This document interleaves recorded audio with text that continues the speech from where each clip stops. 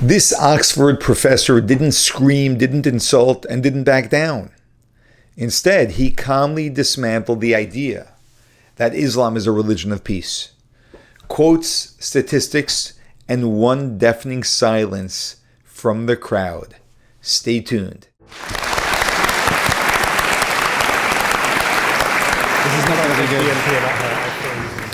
Well, Mr. President, ladies and gentlemen, that was a really hard act to follow.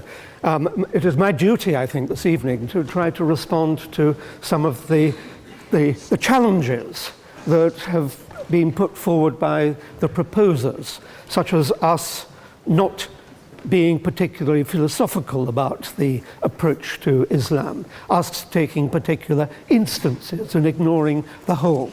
So my job this evening, I think, is to be reflective. And it is also, I think, my job this evening to be conciliatory. I hate being conciliatory, but I'm going to try to be conciliatory this evening. But nevertheless, I will stand by opposition totally to the motion this evening. I'll begin by admitting that there is indeed a great deal of good in Islam, as we've heard from that side in particular. Like all religions, Islam is a supermarket of ideas, of instructions and exhortations that good men can select according to their appetites. The trouble is that bad men can select according to their own appetites too. The trouble with Islam is that, as we've heard at considerable length on this side of the House, is that for some reason, though, although it professes peace and has generated art and literature of exquisite beauty, so giving peace to the sensitive soul, which was one of the barbs that were thrown across to our side of the House, it does in practice seem to inspire violence rather more openly than the other Abrahamic religions. And indeed, thinking about what Mehdi has just said, all the terrorists who were mentioned were Islamic terrorists. That, I think, is something that you should take on board. My colleagues have catalogued a number of its iniquities, and I shall not add to them, for the unspeakable speaks for itself. I would add, however, that when in a few minutes you come to consider how you will vote this evening, then you should not weigh good and evil equally in the balance. It is the case that one evil outweighs one good many times over. For loss of life, inhibition of aspiration, barbaric punishment and imposition, and intellectual stifling cannot be assuaged by acts of hospitality, however generous. All the seas incarnadine cannot wash blood from a religion's hands by an act of piety. The evils will have destroyed a human life, as they did yesterday, and that life cannot be restored by charity. For every evil act inspired by Islam, even though the perpetrator is regarded by the rest of Islam as a deviant, 10, 100, or 1,000 inspired good deeds are not enough compensation. Now, as we've agreed, Islam seems peculiarly suited to the inspiration of violence. It's responding to your challenge earlier this evening at the beginning of the debate. It's appropriate to explore why. For then, no, I can't.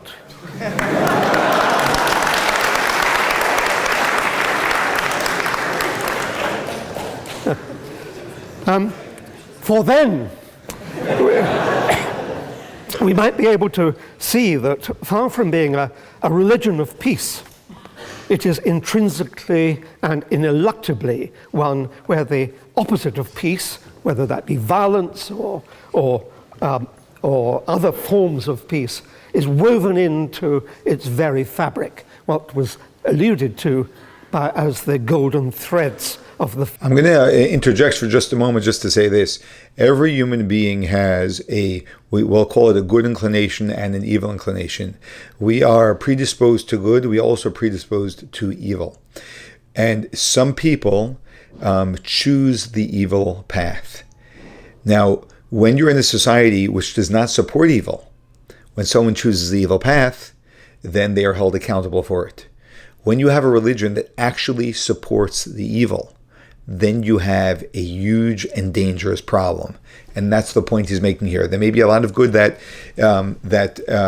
Islam advocates, but there is also a lot of barbarism that Islam advocates.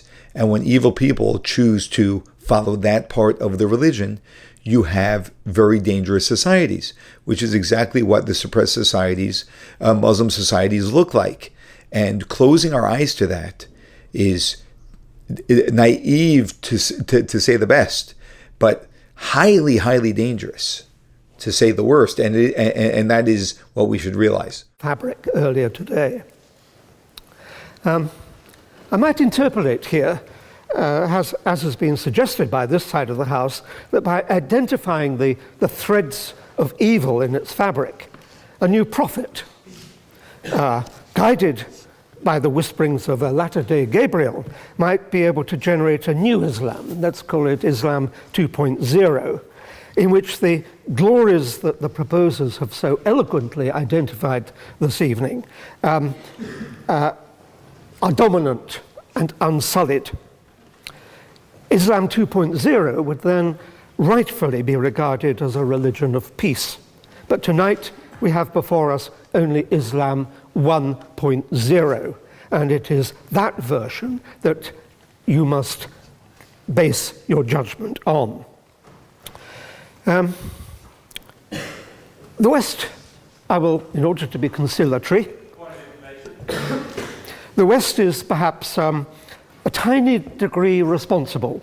I will refer to the West and accept some responsibility for the excesses of Islam, but not for its intrinsic character. The West, with its liberal and encouraging attitude towards fellow man and man's intellectual achievement, has perhaps been too hasty in its aim to share its enlightenment. That impatient haste has been perceived as cultural imperialism and has fanned the embers of discontent into sometimes flaming hatred. The West's joy at stumbling into the Enlightenment and its impatient zeal to liberate minds and share personal liberty as soon as possible has perhaps encouraged the seeds of evil in Islam to flourish. But Islam itself must take responsibility for those seeds. It would be a brave man, of course, who said anything against the purity and brilliance of the Prophet, of course, and I must vehemently dissociate myself from the views of the infidel scholars that I am about to share. There are three issues that those disgraceful and disrespectful Enlightenment liberated scholars so scurrilously identify. One is that Muhammad, if it is in fact true that he ever existed, was a robber baron, perhaps a psychopath, possibly a schizophrenic, and certainly a warrior who made his pronouncements in time of war. Although, of course, none of that can possibly be true. Were it to be true, it would account for the bloodthirsty surahs that pervade the Quran and are found in the Hadiths, and the sense that copious bloodshed is the characteristic of a prophet. We only have to look to the modern mafia, the same scurrilous scholars say, to see how control is exercised by barbarity. My second issue is to remind you that if you take the view that the litmus test of the propagation of peace is the adoption of the Universal Declaration of Human Rights, then Islam, in the view of many of those same scurrilous scholars, is a desert. Article 1 says that all human beings are born free and equal in dignity and rights. Islam, think of the misogyny of Islam. Take Article 5. No one shall be punishable by torture or cruel punishment. Contrast that with Islam's indulgence in amputation, stoning, and flogging. Take Article 18. Everyone has the right of freedom of thought, conscience, and religion, and may choose their religion.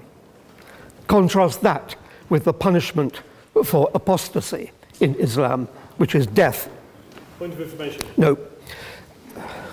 My third and final, and I think most important point, is that if you take the view that peace stems from a reflective ethics that acknowledges changing times, then Islam, based as it is on the frozen, unquestionable statements of the Quran, is wholly alien to intelligent, rational, reflective civilization. Point of information. Nope.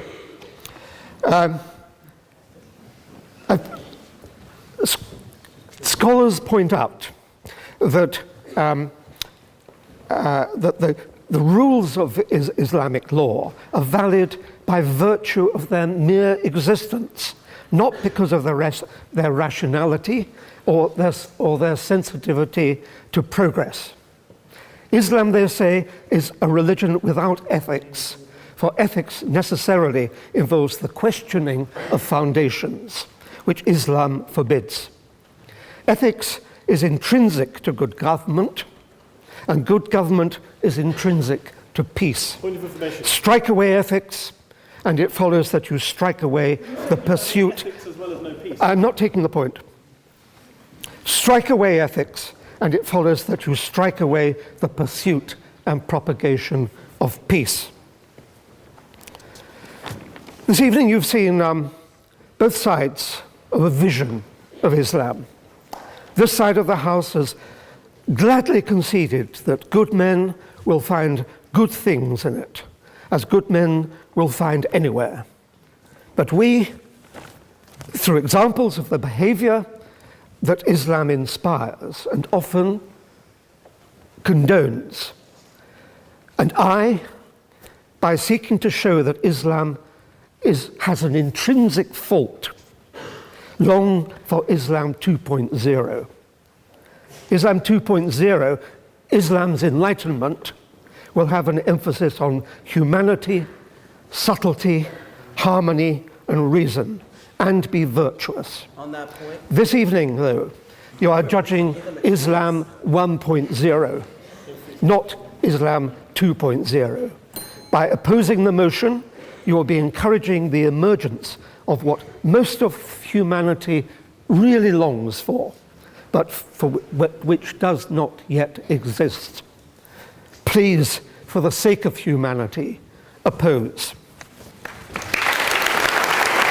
I would ask one question, and that question is, why do people feel the desperate need to defend a religion that is so indefensible? Why that desperation? Because you're going to be called an Islamophobe? Because it's not nice? Is it nice that there are mosques in Western countries that are preaching against the very countries that took them in? Is that nice?